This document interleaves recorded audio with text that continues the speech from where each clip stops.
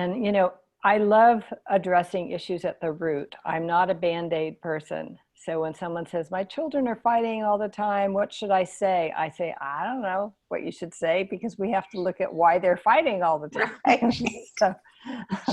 So in that same vein, thank you for that. So Christina, we've talked about good parenting doesn't mean that you're going to agree on everything, and that differences don't have to be a deal breaker. And I like that you brought up this notion of starting with the overarching issue. If you're making some softening of the field, as Catherine's just talked about, hoping for a little more receptivity, can you talk about how parents might choose one issue and how they might bring it up in a very respectful way that has a better chance of at least consideration from the other side?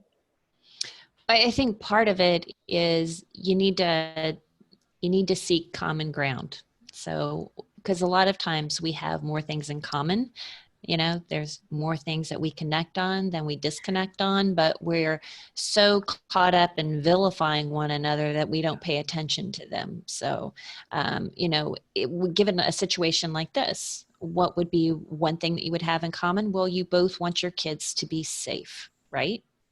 So and I encourage parents to talk about this in mutual terms instead of, well, you need to do this and you should do this and you're always doing that. Immediately puts someone on the defensive. Yeah. So if you're finding common ground, you got to get mutual. So what can we do to keep our kids safe? And what does that look like for you? Let's get curious. Ask for an opinion instead of mandating an order.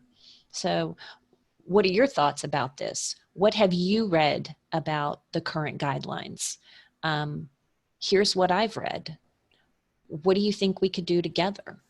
And just lay it out. So if you start with the overarching issues, the big ticket items is what I call them: safety, respect, education, then you can drill down from there.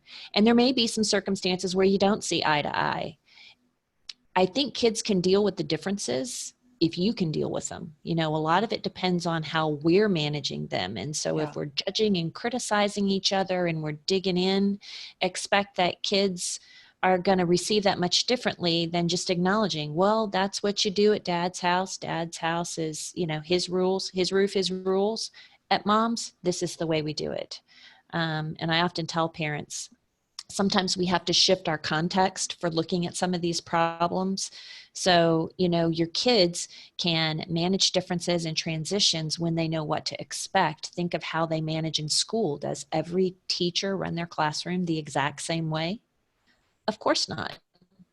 But you don't catch Mrs. Smith, throwing shade at Mr. Alvarez because he makes you raise your hand before you can sharpen your pencil.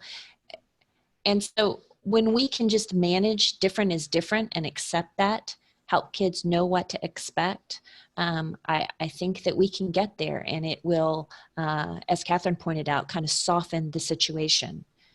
So we start really focusing on common ground.